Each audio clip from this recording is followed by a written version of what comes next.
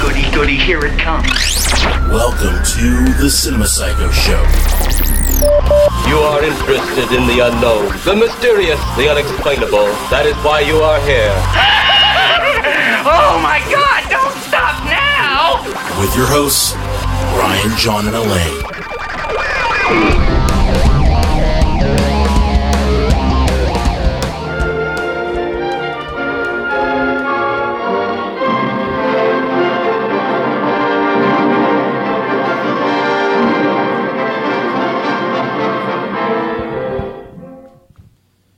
Greetings, my friends. We are all interested in the future, for that is where you and I are going to spend the rest of our lives, whether we want to or not.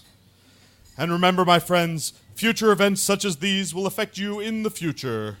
You are interested in the unknown, the mysterious, the unexplainable. That is why you are here. I predict that all caffeine will be consumed in the form of the humble suppository.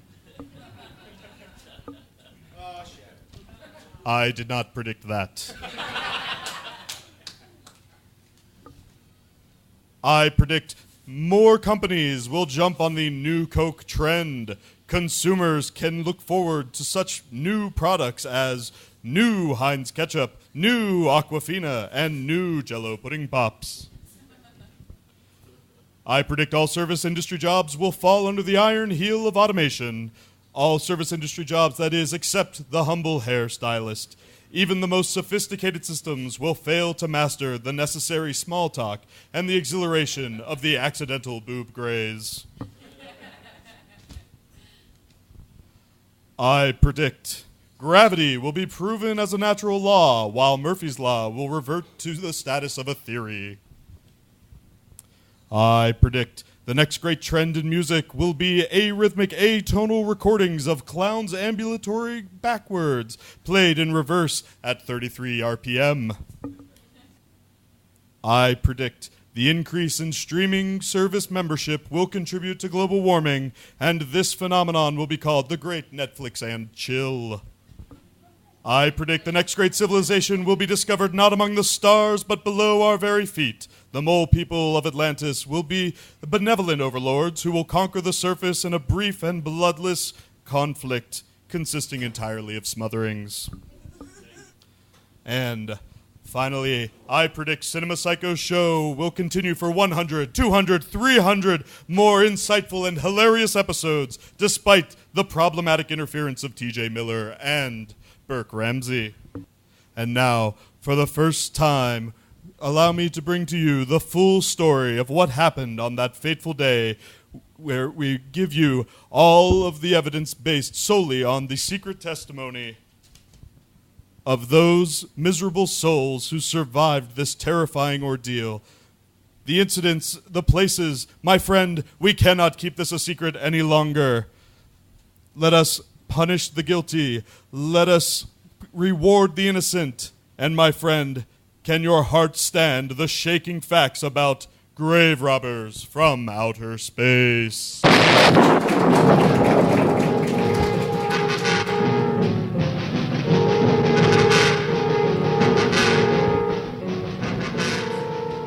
All right, everybody. Well, Brian, John, happy 100th episode. 100th episode, come on! Yeah. Hey, Lane, that reminds me. How we doing in here? I love you guys for that. Want to kill the intro there? Nah, I like it. I like it too. I like the music. It's soothing. Give us our logo. That's a nice logo there. I like Duke Moore guys, here. You know? So we sold out, if anyone sold wondered. out. We have merch now. We do. It's very exciting. No, Wait, these sweaters are for sale? Oh, They no. are. Oh, no, honey. I can't believe you paid money I think for this that. is giving me a rash, honestly. Good. Serves you right. Fast fashion is bad for you. So, welcome to the Cinema Psycho Show, the madhouse for film freaks and film fans of all types. Of course, I fucked that up.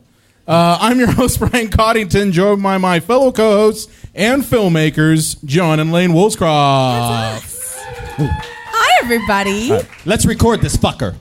We already did. Oh, okay. Let's continue. Is the child still here? There was a Yes, woman in... the child's... Is it Okay. here? Has it left? Don't be rude. Brian, You sound like me now. Brian, you're gonna have one of those in like a few weeks. I know. Your wife is due I know. very soon. You already have children. I know. I already do. But I meant a little girl specifically. That's Yeah. okay to say, right? Yeah, that's happening. It's out. Okay. It's happening. Anyway, there was a child. I was worried. There was a child. Not suitable for work. No. We're an explicit podcast. What was funny was we had one person today on the Facebook page who actually said, "Is this appropriate?" I was on that. Did you see that? I answered did. them You- right you- away.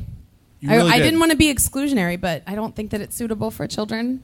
You know what? I'm just going to call him out. That was a good friend of the show, PJ Gaynard, which we get PJ Gaynard. PJ Gaynard. You guys are awesome. You guys are It awesome. took very little. John You changes already- on a dime, so you guys are keeping up. This is incredible. Excellent. But yes, no, so not suitable for children. Nope. We've established that. Nope. So yeah.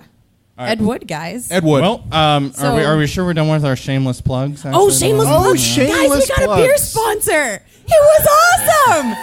So we are enjoying a delightful peanut butter porter from that is Mindful a hell Brewing. of a fucking can right there. It is. John and I are sharing. But We it's are? from Wait. Mindful Brewing out of Castle Shannon. You got your own, brother. They have I would say a farm to table kind of approach with both the beer and the food. I've done both, had both. It's amazing.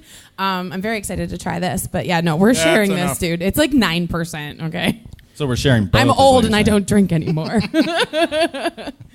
We unfortunately are not like that other drinking podcast. I know, but they're so awesome. They are experts We at should this. be like them. They No, had no their one own can be brew. like them. They made their own beer with. We're talking about Mindful. drinking partners, of course. Yeah, and Friends they of the show. and they did like an actual collaboration where they like made their own beer. Yep. So cool. Life goals. I know. It's yeah. true. So guys, how do we end up here on Plan 9? I mean, plans. How do we 1 make through 8 100 didn't work, episodes? I guess. Yeah. That sort of thing? First off, how do we do that? I don't mean, know. Listen, we fuck around on this show, but we are very serious about recording it. See, at first we I record thought- every week, unless one of us is deathly ill, which sometimes happens. But Or if you throw your back out while trying oh to my god, build you your did, house. and it was bad. I see. At first, I thought you guys were going to be sitting like over there in the corner, and I wonder what I did because I'm amazed that I've made it to 100 episodes. And you guys are still Hey, we still tolerating like me. you. It's cool. I mean, listen, you and I are like what 12 years deep at this point Of what? of marriage, relationship, what? love, I guess. Is that what this means? Yes, that's what that's for, honey. I It mean, means there you're were a taken. couple moments there where Lane and I were just like, Oh, do you remember the one time I can we almost murdered shemp you? him? I almost murdered him over Last Jedi. Do we remember this? Yeah. Oh yeah. I almost murdered you. Or when I mentioned a get certain upset. new religion that we won't bring up, but We won't bring that up. Oh now. no! Mm-mm. that you Stop guys talking. edited out of the show. Yes, yeah, you did. because we're afraid of you. Tom Cruise. Tom Cruise. Tom Cruise. Tom Cruise. No. See, I did it too long. Thanks for coming. Yeah. All right, guys. So Plan 9, that's the granddaddy of all It is. bad Now, films. who is familiar with Plan 9 / Ed Wood? Like, who is previously...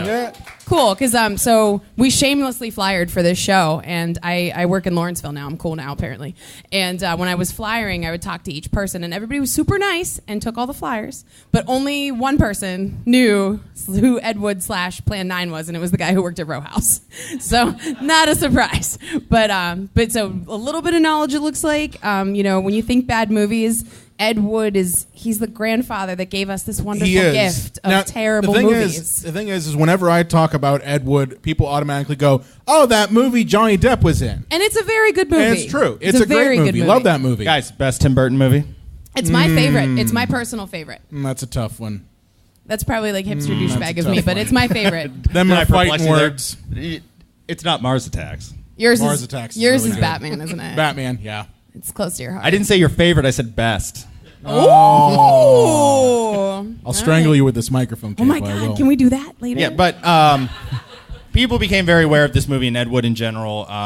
First around 1980, this film was pretty much forgotten, as a lot of these kind of movies are. It fell under states' rights, which means you see something like any kind of Marvel movie comes out to 3,000 theaters. These type of movies, like Plan 9 from Outer Space, they played in Tacoma and Poughkeepsie, and that's it. Yeah. Kind of a lot of drive-in runs for things like that. It actually played with a very early Sean Connery movie. Ooh. Maybe was it 5 years before James Bond in a double feature. Did he have hair then? Yeah. Because everyone knows Sean Connery. Every Sean Connery movie, he's wearing a wig. and doing Did a you know hell that? of an accent of whatever just blew person my he's supposed to mind. be. I did, didn't I? Blew my mind. All right. Sorry. But moving on. yeah, so it kind of fell into the wayside. Like 4 a.m. cable, when that kind of became a thing. Like I call it the Gremlins era. Like, come on, baby, we're talking cable. That was a really deep cut, friend. Judge Reinhold. Anybody else watch Gremlins every year? Because if not, you won't know what that means. Gremlins, Gremlins, Gremlins, Gremlins. You guys Thank you, are Megan. awesome. This is awesome. Can we do this every week now? Like, all of you are invited back. But it won the Golden Turkey Award for worst film of all time by some prominent. Of course, now I'm forgetting their names, but prominent. Harry Medved. Thank you, Harry Medved. Of the Film Critics Association. And that kind of put it into the spotlight, but it really, really took off when Tim Burton made Ed Wood, and that kind of made everybody kind of want to go to their local, scratch and dent stores and flea The markets. thing see if is, they can find Ed Wood is a complicated person. Very complicated well, person. There's some stuff we should address, particularly in this modern era. One of the big things that they cover in the movie, and whether they do it correctly or not kind of is up for debate. But, and the reason why John's, joking, McJokerston here, Ed Wood did dress up in women's clothing. Hey, I took a brave chance here with a stunning wardrobe choice. How dare you? I can't believe you Who's haven't Ed taken Wood? it off yet. You just can't get out of it, can you? No. But I mean, that was a big part of his personality, and it was one of those things that they covered a little bit in the movie, but it was something that was about him that is specific to him. So like that's something that people talk about sometimes. And He also was a bit of a drinker. Oh no, he was a raging alcoholic. Is that okay to say? I wanted to be like real sensitive about the other thing, but like As I drink beer. poor Ed Wood. Poor Ed Wood. No, when you're somewhat famous, you're a lush. You're not an alcoholic. No, he was an alcoholic. It was not okay. So anyway, When you're young, you're kind of a Even the drinker. drunks were like, Jesus, Ed, could you ease up off the sauce? it's funny. So obviously, we went to school for film, and the first time I learned about Ed Wood was in freshman year, and I had no idea it was an Ed Wood movie, but my friends and I were obsessed with Orgy of the Dead. I don't know why. It's a skin flick. Terrible. It is a skin flick. It is a exploitation movie. There are so many tatas in that movie. It is unreal. And that was the first time I learned about like booby tassels. I was like 17. I didn't know what booby tassels were. Sorry, outing myself big time. Is that why did you not have? know. Is that why you have so many in the closet now? I mean, I had to come full circle with the knowledge. Yes! It's fine. Yes! It's fine. But Next to my, there's definitely other stuff. I mean, Ed Wood had his hands in a number of productions, and he did a lot of exploitation and sexploitation kinds of films. That was He didn't know mostly- that. Well, no, he didn't know that, but did he know thought he was that. making high art, and this is why it's a great bad movie. Well, he because he did. thought he was doing a good job, and he wasn't. That's Well, what makes a good here's bad the thing. movie. Here's the thing. They have to believe in their my vision. research of it, Ed knew what movies he was making towards the end of his career. He knew that he was making. He caught on, and it's less. You mean when he it's was like a less fun. sad, bitter and crush no, it was alcoholic just a man? matter of he needed money. Yeah. Right. He didn't care. He was like, it debased him to do that. He became his own Bella. I guess. Oh, that's so sad. you But I guys. mean, he knew what movies he was making. The problem with Ed is that Ed grew up in a time, and he was a filmmaker at a time. And I've said this before on the podcast, that if he was alive now with YouTube and digital cinema and everything that's available, I mean, I could use this phone and make a movie. You don't really have to worry about the money per se problems that he had. I mean, he had to rent studio space, he had to rent cameras, get crew, all this stuff. I mean, it's expensive now too, but the bar for it's come down, compared to Ed Wood. You couldn't have even made a movie back then unless you had No. some kind of studio backing. And Like, he you was had one. to have He the was resources. he was a pioneer in that. I like to think that filmmakers like us owe a debt to Ed Wood because he did kind of pave the way. Even if you want to say his aspirations were well beyond his grasp. But and talent. One thing I will say though is at least that dude went out and did the thing. Absolutely. Like, I hear a lot. I'm friends with a lot of artists, and a lot of them are killing it. A lot of people are doing what they need to be doing, and like they don't say things. But like the thing that I hate as an artist is when I'm like, oh, I should do that. We should do that project, or I should write that thing, and like I don't do it. But like he didn't care. Ed Wood didn't care. He did his work. He did what he wanted to do, and it may not have been genius, but I mean he he couldn't say that he didn't try. It was genius for him. It was what he had at his disposal. He couldn't do visual effects, so yeah, he's using stock footage. And he didn't have actors, so he used his bizarre troupe of weirdos, which is fine. I am a weirdo myself. We all need a troupe of weirdos. I would love to have been in his bizarre troupe of weirdos. When it comes to Ed Wood, there's a lot to drink in, just like this delicious Putin's Revenge from Mindful No, Brewing. seriously, it is really good. It's like really peanut buttery. Is that what we're doing now? Oh, God. Yep, that happened. Worst. Delicious. It is really good, You made good, it to 100 episodes, decide to sell out. I see how it is. Thanks, Mindful Brewing. It is really good, though, seriously. But yeah, so, I mean, that's the one thing I'll say is, artists making art, you should always do your art. So Ed Wood did that thing. Yeah, well, people don't know, Plan 9, technically, it came out in 1959, was filmed in 1956. Ed Wood was born in 1924. And then decided to drown himself in 1978 with alcohol. But I don't think we should be so glib about his death. This is making me uncomfortable. But his death was very sad. Yeah, he one of his earliest birthday gifts was a camera because he became obsessed with filmmaking, and he actually filmed a shot of the Hindenburg when it came over. Which That's crazy, right? Which I would love to say is an example of his career in terms of it exploding, but that meant it would have to have been something great to start with. Oh. Hey, I love Ed Wood. That hurt. That hurt me. Let's womp. But that footage has to be worth so much money, right? I mean, filmed by Ed Wood. I mean, come on. Yeah. That's crazy. He's a war. Need that. Yeah. Need that. What was that? Yeah. It's true. I wonder if he was just shooting and went, hey, wait, did somebody just light up a cigarette up there? Yeah. Oh, no. He's a war hero. So he did something very well. He served, I believe, 4 years in the United States military right after Pearl Harbor. And then when he came back, went to Hollywood and made Glenda, which that's where this really comes from. His first film. And a lot of people say his worst film, but your first film, if that's your worst film, that's probably no. I think it's his most honest film, per se. I mean, he's actually said that Glenda is basically him. Like he's playing himself, but for the most part, that's his most personal film. Plan 9 is considered his quote unquote masterpiece. It's his Citizen Kane. It's his Citizen Kane. Yes. Yeah, of his notable works, there's Jailbait in 1954, Bride of the Monster, which was classic. Bride of the Atom, Child of the Atom, Atom of the Monster, Bride of the Atom, Child. It had 35 titles. Came out in 55, and then Plan 9, which is his Citizen Kane. And then The Violent Years, and after about that, then we started to kind of get into the I Need Money, so here are a bunch of 60-millimeter boobies. Yeah. To kind of talk about what happened to him throughout his lifetime, he was, as Brian mentioned, an excessive drinker. Really knew how to put it away. I bet he didn't have beer this good now. Oh my! I'm never letting you sell it again. It's just too distracting.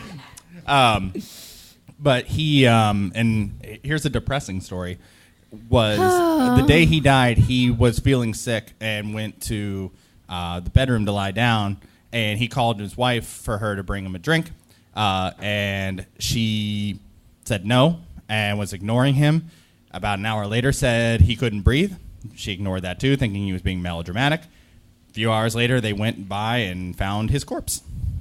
And that's how Ed Wood died. Bro, you know how to bring down a room. Wow. I hope you have something. How we doing in here? Can't believe you told that story. It's such a sad story. Hey, people want to know how it ended. No, I don't. See, because Ed Wood, the movie, doesn't say this, which we'll get to later in the episode when we talk about Tim Burton's Ed Wood. But should we jump right here to Plan 9 from Outer Space? Or I think it's time. Yeah. Who wants some Plan 9? Who's ready? Everybody ready? Yeah.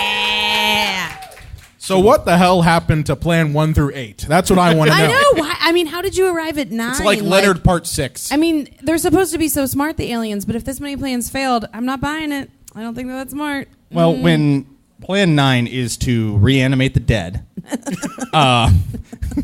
you're just out of options at that point, right? Let me tell you something here. Plan 1, zoning laws. Here's my thing about... I was thinking Plan 2, curfew. Yeah.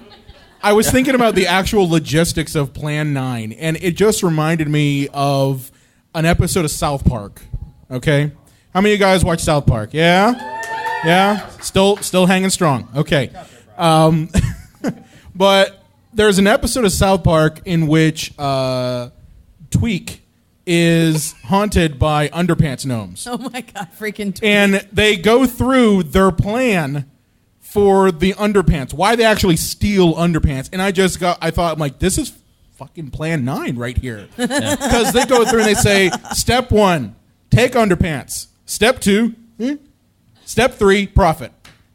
Yeah, And that's basically what you've got in plan 9. Step 1, reanimate the dead. Step 2, step 3, take over the world. well, stop the sun bomb. The Solobanite. This is a Solar deeply Night bomb. political movie here. It's very intriguing Deep thinker, plot. that Ed Wood. Very intriguing plot. Yeah, but Plan 9 came out July 22nd, 1959. It was finished in 1956, but for distribution reasons, it came out about 3 years later. We had trouble raising the money, right? Yeah. Oh, yeah. But after it was finished, 80-minute runtime. The budget was $60,000 in 1956, which adjusted for inflation is $512,000 to make this movie. What did he spend it on? Like Booze. Nothing.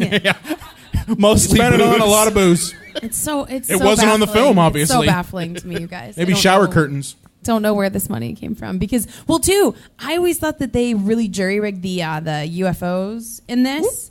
And I thought, oh, yeah, like they just made it out of like whatever. No. They were like kits you had to buy. There we go. There it is. Oh. I got thought some it was. video. I mean, it looks like an unpopped Jiffy Pop, doesn't it? It's not cute. And they spent like real human money on it. Real human I don't money. get it. I don't get it. Yeah, contrary to popular belief, that it's not just paper plates with string. No, it actually, here's No, here's and- a crazy thing. So a lot of people for years wondered what the hell the actual UFOs were. And they've been everything from hubcaps to paper plates that were spray painted silver. Or Jiffy Pop. In actuality, they were model UFOs from 1950s. Like there was only one model UFO kit that was available. Yeah, and All he Ed bought, Wood like, a did. ton of He them, bought a didn't whole he? bunch of them. Yeah. And just Spent real drilled money. holes and I put don't string get on it. them. And that was it. Did he ask for permission for that? Hell no. He ain't asked for permission for shit. Eddie. Oh, it was great Yeah, exposure, John. I How think dare you? I think the statute of limitations ends when you're dead. Well, another thing that I'd like to explain, like that I think is kind of confusing about the movie, and was reminded of when we watched it again. So, money-saving technique is oftentimes called what's shooting day for night, and now we have the technology. I mean, in theory, to No, we make don't. day make day look like night. Because you can slap a filter on it. Like digital filmmaking has made a lot of things a lot easier in that regard. But in older movies, and especially in Ed Wood movies, he'll just straight up shoot the scene in the day, and it's in black and white, and they just hope you don't notice the difference. So it's very disorienting. Okay, let me ask you this, Lane. Haven't you ever heard of the suspension of disbelief? But like, not if it doesn't make any GD sense visually. It's about the bigger picture. It's about filmmaking's about the big I ideas. think it's very distracting because you Was look that your at Johnny the. Depp? That was amazing. It was very good, actually. That was my Johnny Depp, Ed Wood. Yeah. Filmmaking's about the Round big of ideas. applause for that, y'all. Like, come on. Thank you, Brian. But I think that is a confusing part of this visually, because you're like, wait a second, it's day and now it's not, because it's more expensive to shoot at night because you need the lighting equipment. So I just wanted to call that out because I think it's important. Well, it goes from outside shots, pickup shots outside, to studio lighting, and they built a graveyard set where And had they could control the backdrops lighting. that were wrinkly. Yeah. You can But tell before we right? go too far into the film, I think we need to talk about the elephant in the room, and that's Bela Lugosi. Oh, yes. yeah. Tell us about Bella. Bella. Bella, if you don't know, is if you ever done an impression of Dracula, you're doing Bella. The Universal monster movie. He is Dracula. kind of Dracula. He is Dracula. So Ed Wood came along and found this man in a time of his life when he was old, feeble, barely functioning, incontinent, and broke. And addicted to heroin. Are Yeah, you and addicted to sure heroin. about the incontinent? That seems so specific. I mean, did you look at some like charts from the home? Hey, with that particular type of drug use, you take one scratchy shit a week. But anyways, Okay. All right. scratchy shit. All right. But, and then there's a lot of debate on whether he was using Bella or whether they were truly friends, which we'll jump into later. But, how do you guys feel about his use of, not just with this movie, but his use of Bela Lugosi just to have a title name at the beginning of his movies? It seems like the actions became something kind of ugly from like a more innocent place. Like I feel like at a certain point, you know, when you're making a film and it's, you know, it's taking a long time and you are kind of desperate for that backing. Like I said, it doesn't seem like he had enough money and he wanted that name.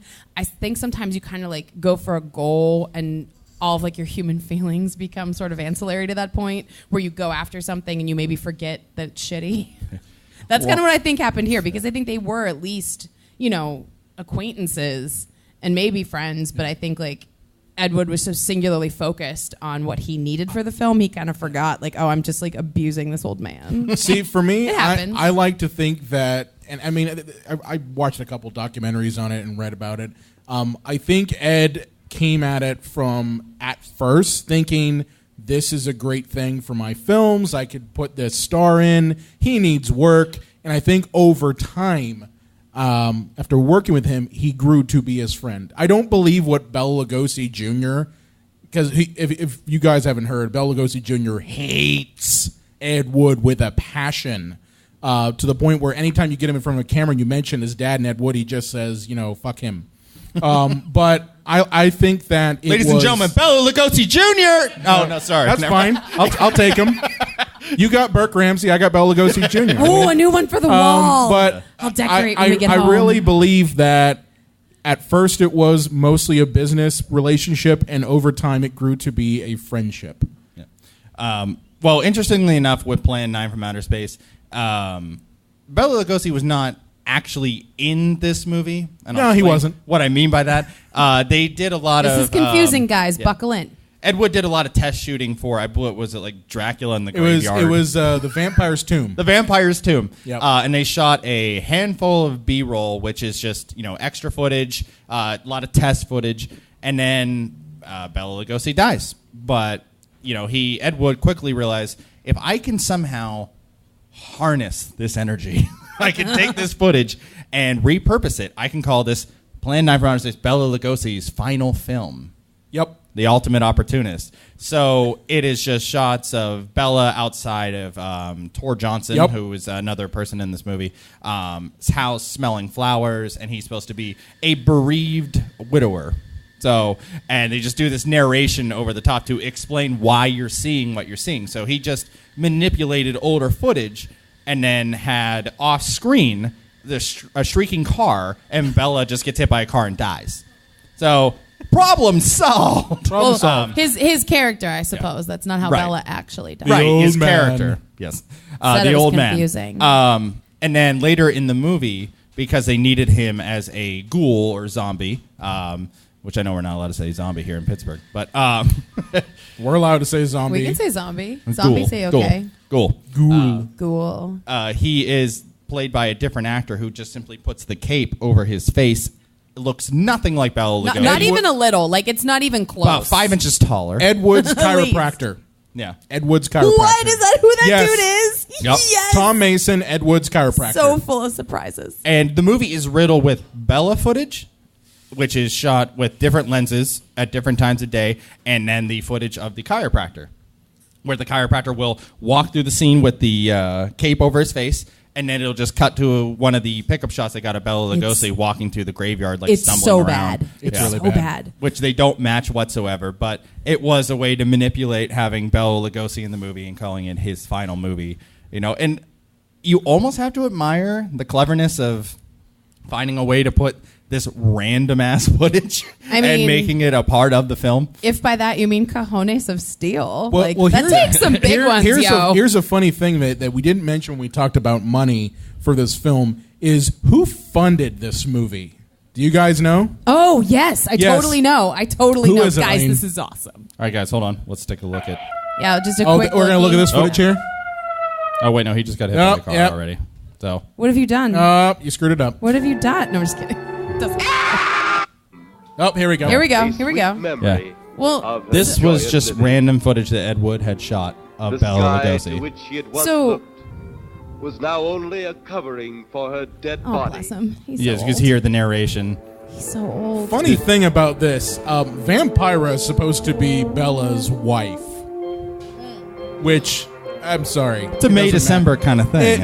Yeah, a couple Decembers later. The ever beautiful flowers she had planted. Well, it's interesting to me, like, her you own mentioned hand, Bela Lugosi Jr., Brian. Like, nothing more. it seems like the Lugosi family has kind of been in the shadow of of Bella's actual legacy for a long time, because there isn't a big precedent for an actor's appearance, and that's sort of coming up now because we have the ability to digitally recreate people. You know, they did it in Rogue One with Grand Moff Tarkin, played by Peter Cushing, and they, there was like a big thing about it because they had recreated him from scratch, and the studio actually went to his heir, who was actually like his secretary. I don't know, like adult governess. I don't know.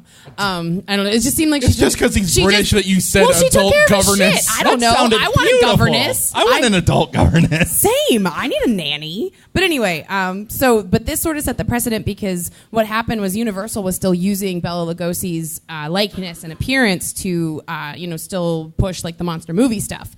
And the family sued, and apparently the limitation on using someone's looks for copyright is like 100 years. So Yep. Universal's got a few more years left. I don't remember how many, but Well, thanks to 100 the years mouse. total. So yeah. So But- I thought that was interesting because, it seems like Bela Lugosi Jr. is just like fighting everybody. He's just a dick. Okay. Not to put too fine He's a point just on it, dick, Brian. Okay. But the idea, the point I wanted to bring up was about how the movie was funded. Oh, this is so good. So good. The way that Ed got money, and this was clearly seen in the movie Ed Wood, if you're familiar with it. So Ed's his landlord was a guy who belonged to the Baptist Church of Beverly Hills, and his name was Ed Reynolds.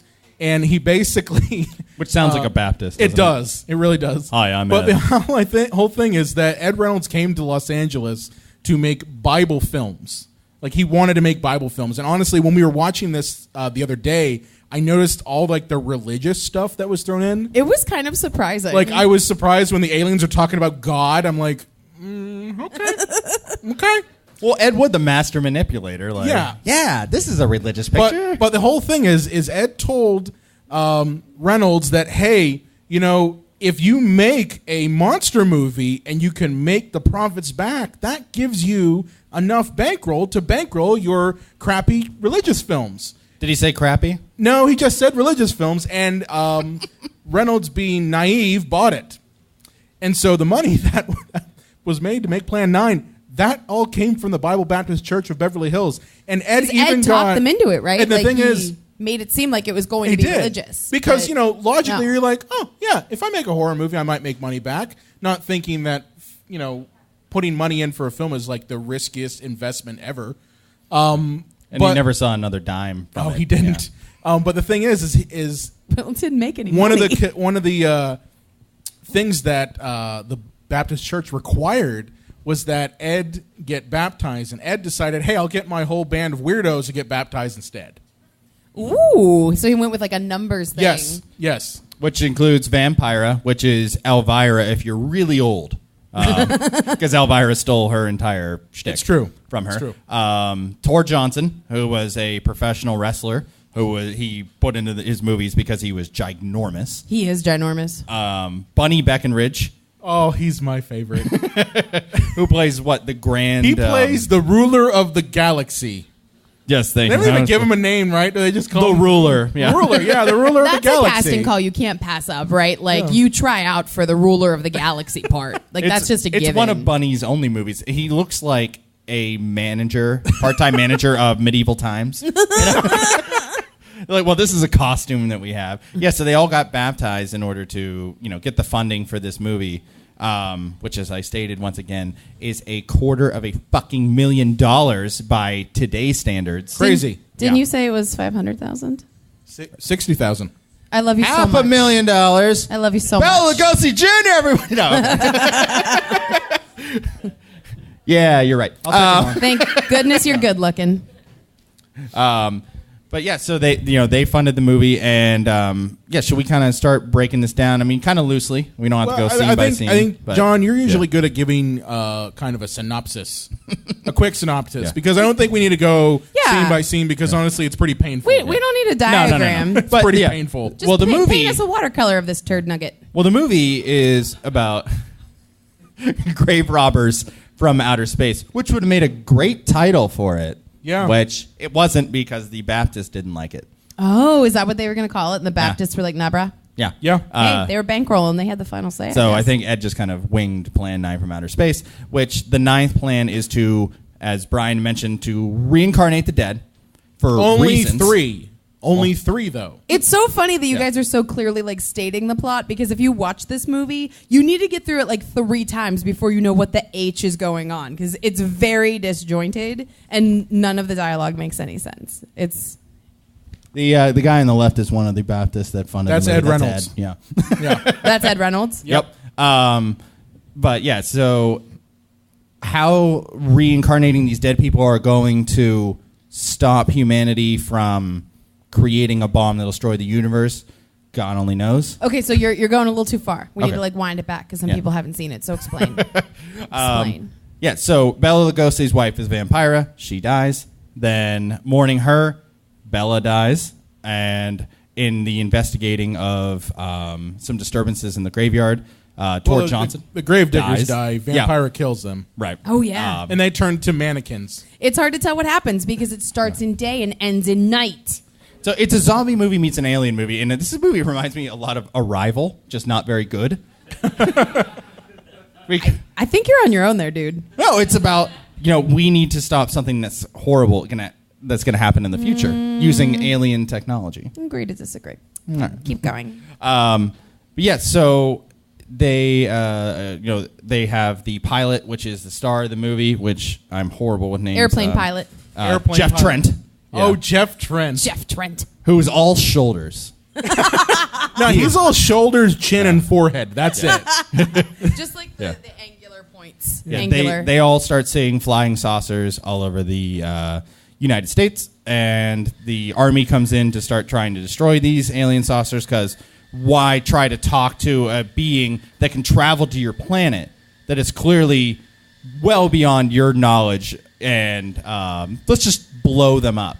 That's Yeah. the first. They're not threatened in any way, which Lane, if you want to just jump in, I'm going to try to find the footage of the military stock footage. Okay. Oh, the military stock footage is good. Well, my favorite is the point at which they cut the military stock footage in with just some like general dude like looking concerned at the horizon. The head That's of saucer activity. That's the stuff they shot, and you're just seeing like his reaction. There's absolutely no tension or drama. Yeah. It's like it's not even like a mid shot. It's almost a wide of the dude. And he's It's a just wide sitting with him there. against a sheet. Yeah. Oh, and the sheet's wrinkly, so you know it's clearly not the sky. That's like one thing I think that's so charming about Ed Wood movies is like the production value is like nil. So any illusion he's trying to pull for you, like it just doesn't work because like they didn't either have the money or they didn't take the time. Yeah. It's the simplest. You know, why would you do that? It's the simplest of mistakes. There was a guy in undergrad who needed a shot of the sky. And instead of stepping outside or even just putting his hand out the window,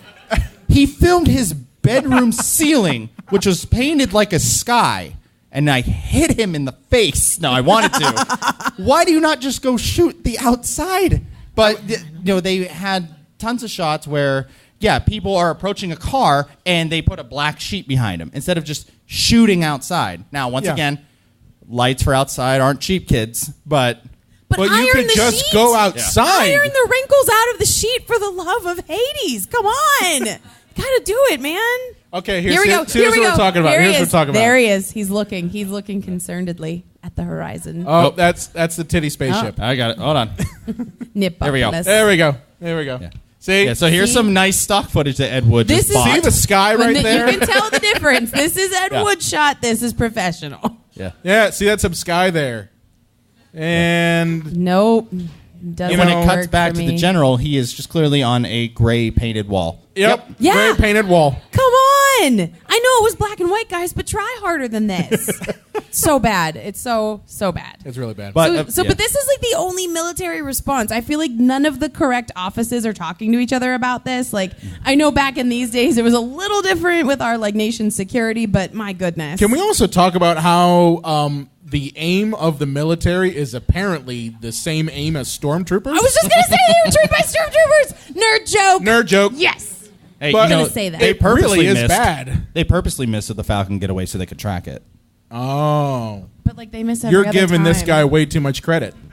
the fact that he's the head of saucer activity and says, no one believes it, yet it's been published in all the newspapers and everyone are pointing out their windows And you saying, literally look, can saucers. See it. Can see it all the time. The film is just riddled with errors. What we just showed you there's a later scene where they say we translated the alien speech and they play a recording of it, and then later in the movie they just go aboard the ship and they speak English. So helpful. They did English. say So nice that they were going to turn on their computer so that the humans can understand them. Oh, You missed that part. That was there. kind. I've seen the movie 25 times and I know. never caught that. I'm like behind. I think I've only seen this piece of garbage. The like alien 10. arrow said it like under his breath. Why? So So if it military- seems a little shady on how we're explaining this plot, it's because it doesn't make any sense. I'm telling and that's you, it one really of the glorious doesn't. things This of is it. far more linear than the film actually is. Yeah. It's very, very confusing. But it reaches the point where they discovered that the alien spaceship has landed about 100 yards from the graveyard, and they never noticed until now. And it's just a shed. Oh, it's so good. You just see like the doorway. It does not look spaceshipy in the least. It just looks like the back door to like some kind of municipal plant, like the water service or something. It's like the most industrial looking thing ever. Yeah. That's a cockpit of a plane. Oh my God, doesn't it look like they're both looking at their phones? It looked like they were both looking down at phones. The funny part about the cockpit scenes is mainly the fact that they have airplane controls in front of them, but they don't touch them. It was on autopilot. They Brian. didn't have autopilot back then. Oh, there it is, Brian. You labeled it as nipple ship. Thank you for that. Yeah, the titty spaceship. Titties. Space Station 7. No one said it yet. Ooh. So this Doesn't is it kind of look like one? That's what it That looks is like in sensual. space. It is very sensual. Are you gonna? What are you doing? This is, Yeah. All right, this is happening. Please don't squeeze it so tender. See, people who are This is listening to this happening. after the fact, like after when they actually listen to the podcast, they'll be like, "Why is everyone?" Oh, laughing? they're gonna know. Nothing like visual If they've images listened in a to podcast. one episode Yeah. with John, they know. It's fine. It's fine. Yeah. So, but this spaceship, when it translates onto Earth, is just kind of like a concrete doorway. That's all it really looks like. Yeah. Thankfully, he was smart enough to just zoom in on it, so you could still tell it's a square. But like, make But- it shiny. That's Yeah. the thing that bothers me. Make it shiny. But apparently this ship was supposed to have landed on Earth, and it's just Yeah. So so the pilot's supposedly our hero, even though he's not in that much of the movie. Yep. No, yeah, he because he saw the aliens while flying was brought into this military. They just industrial decided he was part of the mission. Like the military came to fetch him because he simply witnessed it. They're like, "Well, your backyard is right next to the cemetery, which is a little strange. So, I guess you're involved in our posse to get the aliens now." It's very odd. Well, guys, in fairness, he had a butt chin, shoulders that wouldn't quit, and a haircut you could set your watch to. So Isn't that man- everybody in the 50s, though? the man like every reeks of man in the 50s 50s. hero. He I does. feel like that's true. that's Eisenhower's America.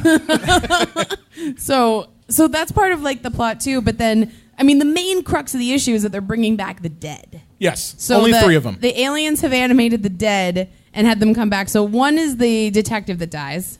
That would be Tor. Tor, but Tor, he has a yes. name. I believe it is Detective Tor. Detective Clay. Amazing. It's Detective Clay. Oh, and let's talk about that dude in the trench coat that like literally The gesticulates with lieutenant. his gun. Oh my god, guys, this is the best. Yeah, I think he might have gotten a promotion after Tor died. I'm not sure. Yeah. But there is a this that guy. This guy right here.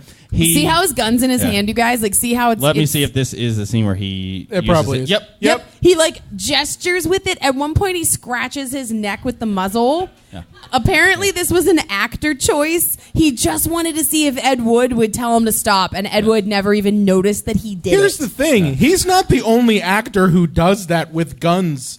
Like Kelton, the cop, scratches his head with the gun, I too. think they were just messing with Ed Wood. I think just like, you I know think they were what? just seeing It's if a he fake would gun. notice, and he never said anything. And the thing is that the lieutenant guy is like pointing the gun around all over the place, and it's like, well, Wildly over here, it's a fake gesturing. gun. Who cares? Guys, when you are just that giddy enthralled by being able to make what you think is a masterpiece and you're shit-faced off Beefeater's gin, you're not going to notice these things.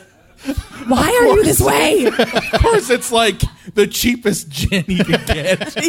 Gin, gin, gin, gin, gin, gin. I love you To guys. Jen. Yeah, so eventually they are allowed into the alien spaceship because at one point they're told, your feeble human guns won't hurt us. And about 3 minutes later, that gun will kill us. Yeah, they literally say, I'm not kidding, that won't work on us. Yeah, that would hurt us. Guys, they came up with 9 different plans. They can And it's change in the the rules, same okay? scene. They can change the rules. You know, this is going to sound like a lame excuse, but they did shoot this on film, and we do have the luxury now with digital that you can shoot until the end of time. But, like, do you take the first take of every But scene, though? If you're Ed Wood. Well, here's my thinking, though. Here's my thinking, though, John. They had a script. Sort of. No, they did because you can clearly tell that that Bunny Breckenridge is reading off of it when he's doing his scene. The one guy, he has a clipboard, and you can tell he's just reading that shit. He didn't memorize anything. He's just like, I don't know these words. Didn't Brando do that later in his career, where it just would be written down? Later for in him? his career? Yep. Oh, did he do it his whole career? I didn't know. Marlon Brando, by the way, Wakanda Forever. Wakanda Forever. Wakanda Forever. Yeah. Marlon Brando would tape his lines to his co-stars' faces for close-up. So if the shot was on Brando, That's so degrading. Right just here. like your face isn't even there. I'm gonna make you an offer you can't refuse. He's squinting like he's reading you guys. On the day of my daughter's wedding. cut. Brando, you don't say cut. Stop doing that. I'm the director now. I say cut. Yeah. So eventually, I mean, there, and I love that you can't tell this is in any way a spaceship, by the way, because it's just curtains. But the aliens and the humans meet eventually. Yes. Yeah. Which I will jump to now. Excellent. Jump to. And that's where the film gets like deeply philosophical and political. They actually. do talk about some Yeah. pretty deep stuff. First no. off, That's Tor. that's Tor. That's Tor Johnson Tor. right there. Yeah, Tor gets his girl then. Well, he's alive there. Yeah. Yeah, He's not I know. real. I mean, he's know. kind of. Wait There we till go. you see when there he's we go. dead. Oh, there's forehead. Well, that's the stupid scene. There's forehead. I'm so rarely that catty. I'm sorry, old dude who's probably dead. Oh no, he's dead. I tried to see if we could get anybody No, to call everybody into in the this show. movie's literally dead, 95% right? of the cast is dead. I mean, it was maybe- 1959. Was there like and there a was little no children. kid in it? Yeah. Now, R.I.P. if only, entire cast. if only aliens could come down and then resurrect the dead from Plan 9 from outer space, like the cast and crew and all them. Still would be a better movie than this one. But Here we go. They So- resort to violence. Yeah, it gets to the here. Actually, this is the signature line of the movie. Let me bring the sound back before we kind of jump into why they were resurrecting the dead. Bring Even it. a stronger nation than now. Stronger. You see? You see? Your stupid minds. Stupid. Stupid. That's all I'm taking from you. Get back here, you. Pow! Right in the kiss. Oh, that's the best. That is the best pause ever. That was all me. That is how you solve problems. I love that stupid is the signature line from this movie. That's all I'm going to take out of you. He's giving it though, man. Look at the arch of his neck. Like he's selling that slap, man. That was the backhand. one day that they had a fight choreographer on set. What, really? No, I'm joking. Oh, okay. I was gonna say There was totally no bought fight it. choreographer. Are you It kidding was me? good. It was really good. They should have called friend of the show, Len Kabaczynski. Yeah, there you go. But the idea was that in the future, we are going to learn how to harness the sun to build a bomb. Yes. Because science. Because reasons. Science and things. Science and and this stuff. bomb could bring about the end of not just our planet, but other solar systems and other planets. And so they came to Earth to resurrect the dead in order to Take over the world. which would... I think this is giving It's me a like Terminator? nosebleed. I told you, it's the underpants gnomes of plans. Yeah. No, wait. I think this is Terminator. Like, so they resurrect the dead to kill the guy that was going to create the sun No. bomb. Like No, this- that's they never not said right. that. They never said that. I'm trying to fill in the blanks. Listen, I'll I'm just desperately be. trying to figure I'll this just out. be happy if the sun continues to warm our planet without anything blowing up. The logistics of how they say this solobanite, because they call it two different things. They Eros, the main guy who's getting hit in the face right there, he calls it solobanite. Everyone else can't pronounce that because they're like, I can't read this shit. It's okay? alien, okay? And they're like, we're just going to call it solar night. And so that's kind of what they go with. But he says that basically that we'll find a way to take the sun's rays and he equates it to gasoline and says that we're going to light a match to the sun's rays, and everywhere that sunlight touches is going to be blown to hell. But I thought everything the light touches Works was for our me. kingdom. We're just Lion what? King? Anybody? Works on for cable? me. I mean, Works for you? Yeah. And this advanced civilization who apparently has conquered time travel, can travel intergalactically, and raise the dead. They just get beat up here by Johnny Knuckles and Dr. Timothy Leary. You know, just bing, bam, boom. They just knock the fuck out of them, start a small fire, and say, oh, shit, let's get out of here before the cops show Can we up. get to the small fire? It's so good. I don't want to give up that pause for anything. The one thing I wanted to say is shoulders and chin over there. His response. It's a showdown. His response to all of what Arrow says is, well, what if we wanted to be the more powerful country? He's like, dude, we're not talking countries anymore here. It's his stupid Earth brain. Stupid. He really is stupid. Okay. Oh, here we go. The this is small controlled fire. Small controlled fire right if there. you had a grounded plug, this wouldn't have happened. This is Should've just called an simple electrician. fire safety. You just should have called Let an me tell you electrician. something. After that little explosion, every UFO that came there had a grounded plug. So here's what I don't get, though. So I guess this is where the ship is taking off. Let's just watch them burn that alive. spatially works for everybody, right? That looks good, Hey, right? guys. Thank God we got out. They're melting. And I guess, sure, that's the inside of the ship. That makes sense. The best part is they're saying, well, they're way more advanced than us. Oh, my God, we're dying. Yeah. They did not figure out how to conquer fire.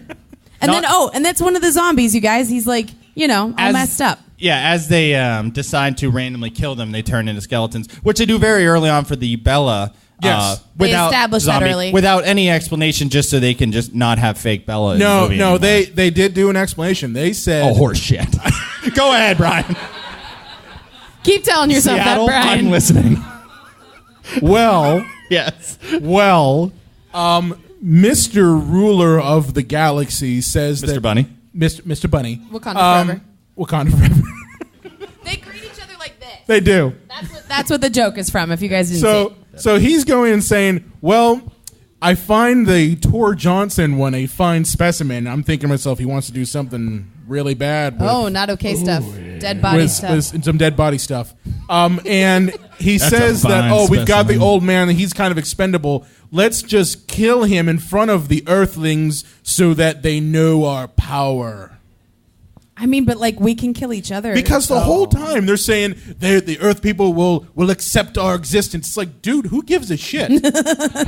If you're so superior, does it really matter that the Earth people who you're calling stupid accept your existence? Listen, they were easily conquered by fire, and the cavemen had that shit on lock. So I feel like we could have kicked their asses at any point. So it's kind of like Breaking Bad when the owner of Las Palmas killed his own guy. Owner of Las Walter White. Palmas? Oh my God! You get tacos Las so Polos. much. Las You Polos. get tacos so much. That's why you said that. He gets tacos every week from Las Palmas. That's why he said that. And I paid for it. What? Hopefully not for long.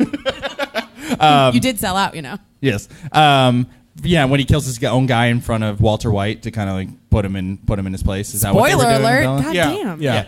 Oh, Thanks. sorry. In case anybody hasn't caught up on Breaking Bad. Oh, suck it. You ruined lives, Willis Croft. You ruined them. Show them the thing blowing up. It's so good. Show it. Yes. Show it. Yes. So it's on fire. It's on fire, and boom! Oh!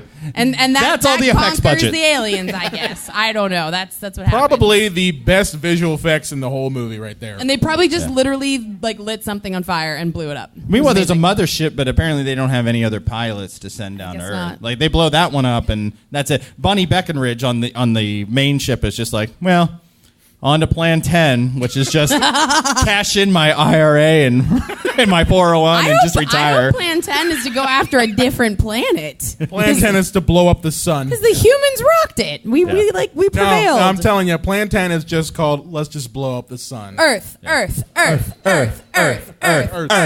See? We nailed it. We nailed it. So, yeah, this film hits all the tenets you need for a truly bad film. The first and foremost one, in my opinion, is that the filmmaker had to intend to make something Yeah, you good. have to marinate in his crushed and broken dreams. Yeah. That's essential to a bad movie. That's delicious, Elaine. Thank you. How long do you marinate crushed broken dreams? I don't know, until tender. Is that like a 10-hour thing? About an hour a pound should do it. That was do you then turn it into a jerky afterwards? Yeah. Ooh, a jerky of superiority. Sharknado, for example, to me is not a bad film because they purposely made a crappy movie that they set out to make. They knew what they were doing. Yeah, so it has to be intended to be good to begin with. Has to be riddled with continuity errors, which day for night. Low production value. Effects. Low production value is essential. A plot that makes no goddamn sense. If you're as baffled, that's optional.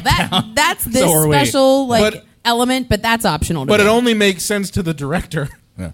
I mean, he thing. was able to put it together, I guess. Yeah. Having a filmmaker who was essentially a shuckster, and a huckster, like bless him. I don't know about he was that. able to manipulate people. He had the hustle in the best way possible. I'm not even saying that in a bad way. I'll everybody's a bit of a con artist. Everybody has a little bit of a hustle. I don't think you necessarily have to be a huckster to make a bad movie. Not necessarily. It absolutely helps. Well, Brian, there's a film I want to sell you. Oh, really? What's it about? This is going to change the world. It's going to change your life. But my thinking about it is like the director of Troll 2, a little Italian guy who just wanted to make a movie. That dude wasn't thought he was necessarily making a huckster. genius. He thought he was making the great American family film. Guys, I know I've been doing this show too long because I literally thought of Troll 2 when you said that. Yep. That was literally my first thought. I was Troll like, 2. that guy wasn't Has anybody a seen Troll 2? Troll 2, yeah. Yes. Love it. Yes. Nilbog is One more time on the Oh My God. Yes! Round of applause! Woo! Yes! So good. But yeah, this, and the thing is, there were tons of terrible movies before this, and there were tons of terrible movies after this, but this is, because a lot of people don't look much further past the 50s. This is the kind of this is the granddaddy of it. This is the Buddy Holly, the Big Bopper of bad movies. The Big Bopper. The Richie Valens of bad movies.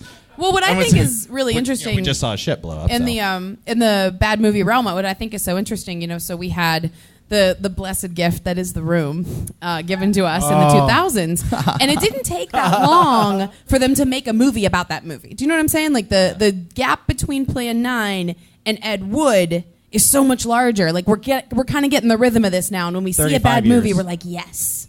Well, because the difference, The Room is 35 years, and then The Room was 03, right?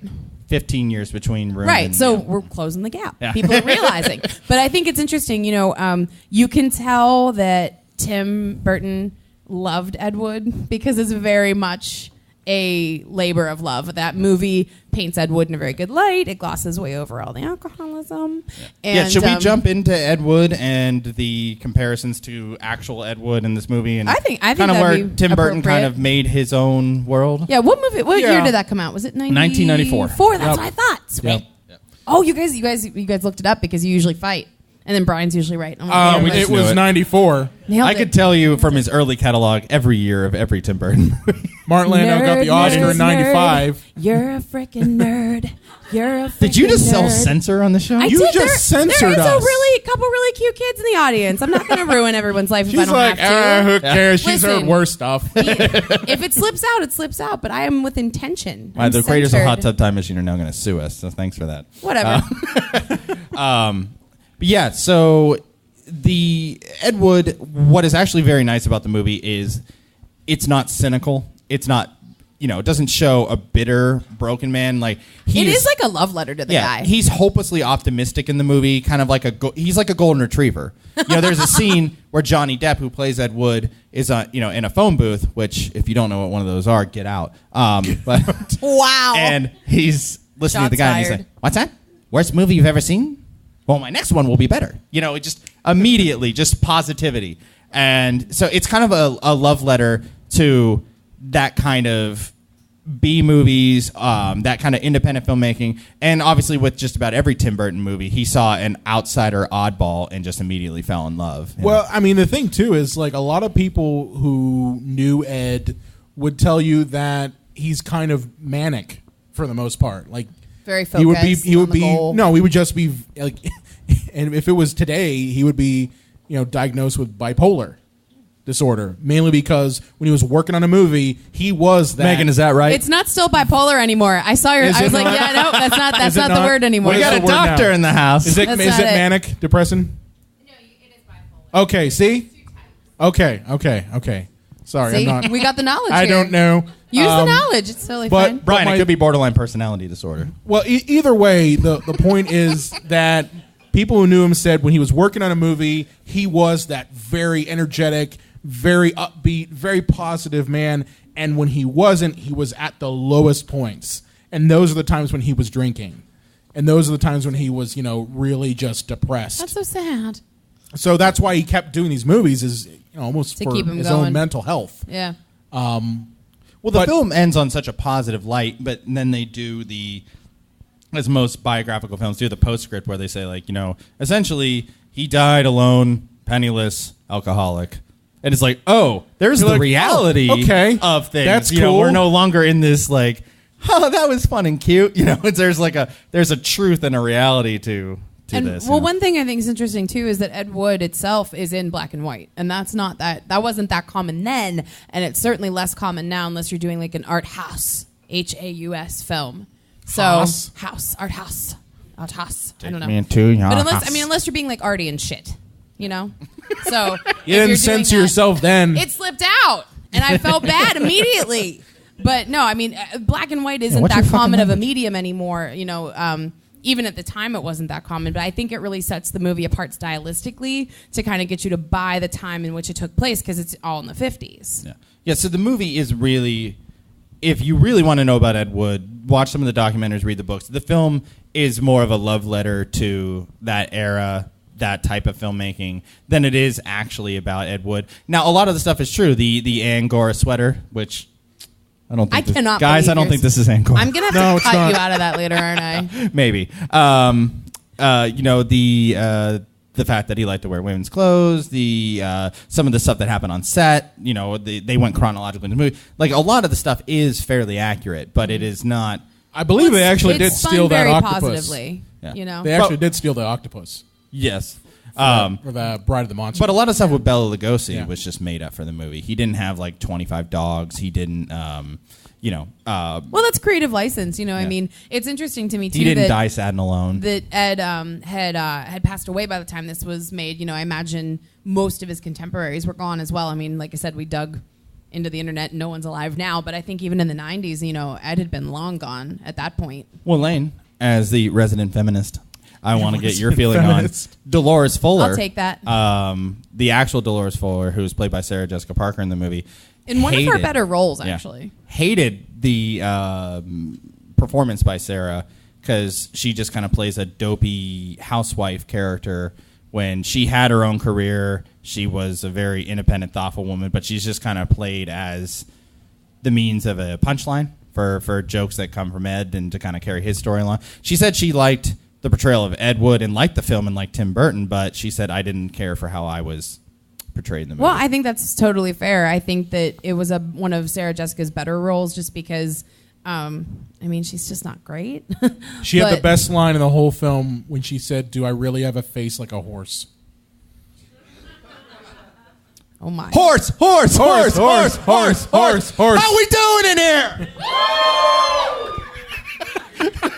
Brian, you kind of killed the room there for a minute. I was talking. No, just kidding. When we were mansplaining to you on how all this works. So. It's true. But no, I think that's fair because, making female characters a little one note is pretty common. And that is sort of like on Tim Burton because Bless he you. didn't write somebody, that was fully fleshed out, especially too, I think it would have been important to portray the fact that she had a career, especially in the 50s, because that wouldn't have been that common. And for her to kind of, be in that position, I think it's a shame that was overlooked. It seems kind of like everybody is secondary to Ed Wood in the film, and you don't notice it as much when other people are, like dudes and they have jobs. But, to downplay her part of things is a shame. I mean, it wouldn't have taken much to portray that she had a career while still kind of keeping her secondary to the rest of the situation. So. And I think we should mention that Martin Landau played Bela Lugosi and won an Oscar for his performance Oh, in this movie. oh my God, you guys! We actually got to meet Martin Landau I am really jealous of Very that. shortly before he died, he signed our Ed Wood poster. He was so sweet, but he was so feeble. I felt so bad, and he was just like so kind. He was so gentlemanly. Do you remember? He was like so formal, and that's not society anymore. And he was so like, you know, he shook our hands, and he was very proper, and he was so sweet. Oh. It was Did sad. you ask him to do his Hungarian No, dude. thing? He barely signed the poster. He was feeble. It was No, I asked him to try to put the drool back in his mouth, Brian. He was not in a good place. That was terrible. You should have helped him put that drool back in his mouth. You should have. There was later in the day we were walking by outside of a Q&A for somebody else, and he came out of the bathroom with his handler, and he was hunched over and just sad look on his face. All he was missing was "Please kill me" sign so sad. on his chest. Oh, God. He was so sweet. Yeah, but he just was wasn't very long for this kind, world. though. You know, He I was think very I kind. think he died like just a few months later. Actually. Yeah, he did. So, He was so sweet, though. But yeah, but you know, it's an interesting take because the movie shows all the highlights, and you know, it's actually nice to have something that's just riddled with positivity instead of just. It is. focusing on It's the a negative. hopeful 'Cause look. Ed had a very dark side to him, you know, and he died penniless and a drunk, and that makes for a very sad movie when you watch Plan 9 from Outer Space, you get together a bunch of friends, you have a couple of drinks, you go, ha ha ha, that's daytime and that's night. I have no idea what's going on. What really is their plan? This acting is horrible. I can see the string. You know, you have a good time. You don't want to go to see a movie about the creator of it, and he's a miserable drunk who's fighting with his wife. But I don't think you it's know. that simple. You know, people aren't just one thing. Like, he can be both. You know, and it's funny because that would be the movie now, right? Like, it'd be the gritty reboot, you know, I of think like you his can- like darkness, The you know, Ed Wood universe. I the think extended Ed Wood universe. Here's the thing, guys. I think you can have a little bit of that darkness in there because it is part of him. And that's my only criticism of the movie Ed Wood is that they didn't really touch on that. Now, there are deleted scenes from that film in which you do have...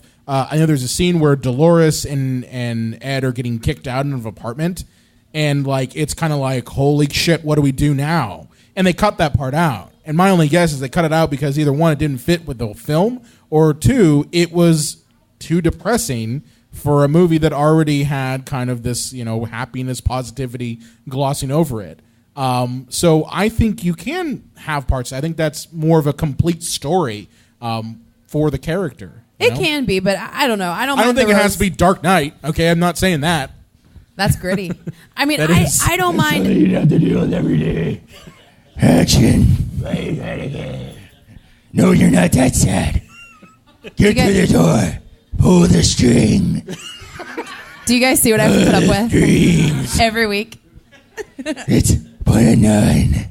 Bring back the dead.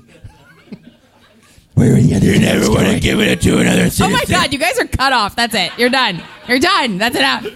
My God. So, okay, guy with a crab on his face. But yeah. Mindful brewing. So then I think. You know how long it's been since we had a plug for that? I mean, Yeah, about a several good 40 minutes. Darn. They're not going to keep giving us free beer. So We yeah. don't- So you guys have ruined my Sorry. flow completely. Utterly done. Yes. So Ed Wood, the movie. What else do we cover, guys? So, is this the greatest worst movie of all time? I don't think it's a bad movie. Negative. Oh no. Plan 9. Yeah. You don't think Go Plan on. 9 is Let me ask you a question. you have my full attention. Okay. I'm going to blow your minds right here. I'm going to blow all your minds out there. Ready. We're Brian, ready. please blow us. Our minds, I mean. Okay. Did you have a good time watching it?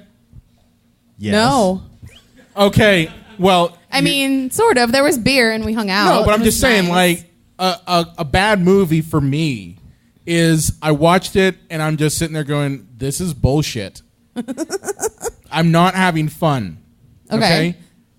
Plan 9 is a fun movie. Okay. Is it So that's your masterfully benchmark. made? Hell no. If you enjoy it, I'm say. saying that if you go into a movie and you watch it and you're enjoying it and you're not looking at your phone half the time. I mean, when we sat and we watched it, we didn't look at our phones at all. We were chilling. We were were chilling in it. in my basement and we making just watching the jokes. movie. It's good. And that's a good time. So that's a good movie in my in my mind here. You guys okay? can watch us watch it. We recorded ourselves But watching it. It was I'm just. weird. I never said it was weird. The best part about it is that Brian's kid just like creeps around the corner. Oh, and it's he's like a so ghost. good. There's if you catch like certain frames, his kid looks like a little tiny ghost. My It's like stepson, haunted yeah. AF. It's amazing. He- I didn't even notice until we came back upstairs, and his wife was like, "You know, Connor came downstairs like 7 times, right?" And we're like, Yeah. "What?" And the thing is, he kind of lurks. He lurks. Like he's 10 it's- years old, and he's just like. It's some Children of the Corn shit. All right. You It's guys are watching creepy. movies. It's I'm not gonna say anything. I'm He just gave gonna you bunny ears at one point. He did. It was my favorite part. Well, Brian, I think He there's- likes to fuck with me. That's kind of his thing.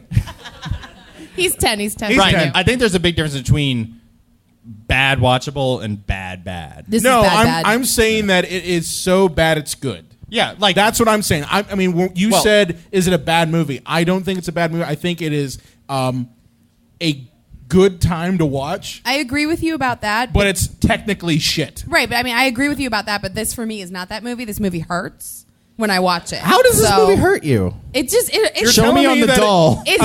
Show me on the Mindful Brewing can. Yes, on this can. It hurts me in the brain. Where did it hurt? It hurts right here in the Oh, brain. it hurt your brain. It hurts in the brain. Right here so like, in the because hole. I enjoy bad movies. You know, I love Troll 2. I love The Room. I love God help me. I love Tiptoes. Like those are fun because Fuck that it's- movie. Oh my God, that one hurts you, doesn't it? That one hurts Yeah, you. it in the does. doll. I didn't have fun Guys- watching that movie. Guys, no one knows what Tiptoes is. Let's move on. Do you want to give a quick explanation of what Tiptoes is? No, no. I know Google it's it. diverting, but All of come you on. Google it, Tiptoes. Google it, Heather. I will send you a link tomorrow. Listen, if you ever wanted to see Oscar-winning actor, Oh my God, Gary he has an Oldman Oscar now. Gary Oldman play a has an little Oscar person, now. that movie He's is not it. kidding. That's what the movie's That about. literally is it, and I'm not kidding. Google. All of you Google. Or if like you want to come over and watch it, we can totally do that. But so you like those movies, but not this one. I agree with Brian. Like, it has to be fun, and this one just for me isn't fun. Like I said, Orgy of the Dead. I love that shit. I think it's hilarious. This one, I just don't think is as fun because it just blows my mind with how weird it is. So Because if the comes very stewardess close- came out with her titties out and started shaking them around, would you have had a better time? I mean, if we saw like a little like man butt, like that would be good too. Like, Vampire just has a nip slip. You know? no. I'm not saying the nudity is what makes it good. You know, there's. I think for almost- everyone else, the nudity is what made it good. It's because Plan 9 almost has logic, and you want to follow that thread, but for me, I can't. Like, I want to follow it, but it doesn't make any sense, and that's why it hurts me. So you like the previous movie, Plan 8 from Outer Space? Right, Plan 8 was a better plan, okay? It just was a better plan. It's fine. Didn't work out in the end, though. Taxation. Yeah, that was was Plan 8. Well, you had zoning laws. So there's this kind of enjoyable movie, and then there's Deathbed, the bed that eats people. Oh. Whose favorite movie is Deathbed, the bed that eats Speaking people? of Johnny Depp. Liar! Goddamn liar! One person in thank the you, whole though. audience. Clap for that one person in the audience. That took a lot of balls to do Yeah. that. Yeah, Heather. But yeah, no, this is an extremely watchable bed. This is with Samurai Cop. This is, with those kind of movies. Samurai Cop. Samurai Cop. Google that one too. But yeah, I think if you are talking about very enjoyable bad movies, I mean, you it's on the can't get Mount much Rushmore. better. You got to watch it. Yeah. I'm just not saying that you're going to have a good time. That's all. Let me ask you guys this. It's not required. Let me ask you guys this. Favorite character in the movie? Oh, Bonnie Breckenridge as the ruler. The man. The man was not built. He was built for the stage, and the stage inside of his living room during a cocaine Let party. him in so I can get a peek at him. The best eyeliner ever, though. Like, I aspire. That's called dead stare. Like, he doesn't blink his eyes at all. doesn't. He Played by doesn't. Bill Murray in the movie. That's right. Lane, what about you? I'm all about that vampire life. Really? Yeah. Is it the nails? No, it's the She dress. gives it her all. It's the She dress. actually. She tries. Like, she tries real hard, and it's not awful. There's a rumor she was supposed to have lines in the movie, but Nah. she just had Ed scrap them because she was embarrassed. Really? Yeah. Embarrassed of what? The movie? Being in the lines. lines. Yeah, for me, I got to say it's a draw between... Wait, you have a hard time picking? I do. Because Eros is hilarious. That's true. Please tell me it's Duke Manchin. No, that but- you love. Oh my God! Look No, at that no. cleft. Oh, Look at the yeah. cleft. No, it's That man shits out his chin. Here's the thing. It's absolutely a tie between Eros, who's this guy, and Bunny Breckenridge. Oh man, Like you guys. Eros has the best lines. in His the head whole is movie. cinder block shaped. Can you Look at please that. stop caressing him? You're making me uncomfortable. Chet man shoulders. Shoulders that would not quit. Burt grease nips. Wow. So favorite. Okay, I'm surprised that you were tied on favorite characters. Yeah. All right. Well, I mean, I think anybody who is learning more about, like cinema, particularly bad cinema, it's a must. Like I said, it's just not one of my favorites, enjoyability wise, but it's one of those things that I like that I know about it. Well, guys, I think we're kind of coming to the end here. How are we doing in here? Woo! See, I tried to catch them off guard. You did it. They were too ready. good. They're too awesome. They're too awesome. Final thoughts on Plan 9 and where it stands in history and the meaning of life. Brian, go. Okay. The meaning of life, Brian. Go. The meaning of life. You put a lot of weight on that It's question fine. there. It's fine. For me, I view Ed Wood as a filmmaker, Ed Wood as an auteur. Pulled some $10 words out of my pocket here. You have that fancy degree. Use I it. do. Use it. Cinema verite. No. The light you don't turn on. How do we glean, Brian? What's the pedagogy here? I'm looking over to the left These side are of the grad room. school words. So douchey. So my point is that I think that he is a trailblazer, even if he unwittingly was a trailblazer. Okay, I don't think he went into this thinking I'm going to make a pathway for independent filmmakers. I think he said, hey, I want to make movies. I love these types of movies. I want to do my own stories. And his stories were goofy as shit, but he wanted to tell his story, and he did. I mean, that's the thing. How many people out there, I mean, everybody knows one person like this who says, oh, yeah, I'm going to go make a movie. That's what I was saying earlier. And I'm gonna do this. I'm gonna do that. I'm gonna make an album. Let's say you're a musician. I'm gonna make my album. And they never do it. They just talk about it. They say, this is my plan. I'm going to do this. I'm going to do X, Y, and Z. And you're like, okay, well, you're actually going to do the work? No. I'm going to play video games all day. And it's like, Brian, my Pride and Prejudice 2 is coming. You need to get off my ass. my point is that for as bad of a filmmaker as he is, he made multiple feature-length films. He made, questionable films towards the end of his life, but he made complete works.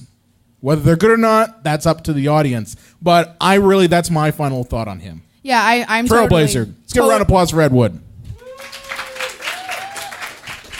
I totally piggyback on that because, what I was saying earlier, Ed Wood never said, I wish I would have made that film about aliens raising the human dead. He never said that because he fucking made the thing. And I think that that's really important because if you have art that you want to share with the world, who cares if it's any good? I'm in this group on Facebook, and Kat, you know what I'm talking about. And these women, it's like a collective. That sounds sensual. I think it's what I'm to drop talking my about? voice. Hey, girl. I didn't mean to drop my voice. I'm sorry, that was weird. I'm sorry, I was weird. I don't mean to be weird. It just happened. Is it a dominatrix group? No, it's literally like the hippie sisters life creative collective. I don't know, it's called something. I don't remember. But we're in this group, and sometimes people put forth their art, and sometimes it's garbage. And I have to always say to myself, it is so good she made that though. Because it's an expression from your soul, and who cares if it looks like shit?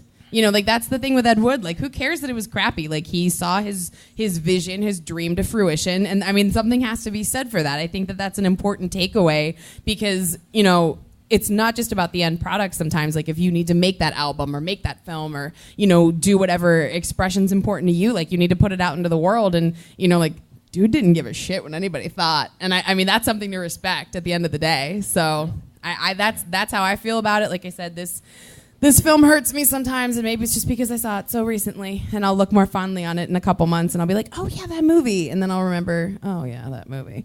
But it's important, John, what about you? Well, I like to be very mindful when I'm brewing my ideas. God damn it. Just for that, I'm stealing some of this. Oh. No, there's an old saying that every film, no matter how bad it is, deserves a round of applause just because it's so difficult to actually make a film, whether it's a short film, a feature film, whatever it is, because everything that can go wrong will. So the man does deserve a round of applause for making this. And, there's a scene in The Disaster Artist towards the end of the movie, which... Spoiler alert. Spoiler alert, yeah. If you haven't seen The Disaster Artist yet, where... Dave Franco, who plays Greg Sestero. Thank you, comes out to console Tommy Wiseau because everybody's laughing at the room, and he says, "Hey, it's bringing people pleasure. They're enjoying it. They're having a great time," which was bullshit in terms of reality, but it makes a great point. Even if this isn't how you wanted to bring joy into the world, you did. Falling into a koi pond and everybody laughing at you, you're embarrassed as hell, but everybody. Did you just make a very specific Office reference? Season 6 falls into a boycott. The Office reference, guys. Wow, deep cut.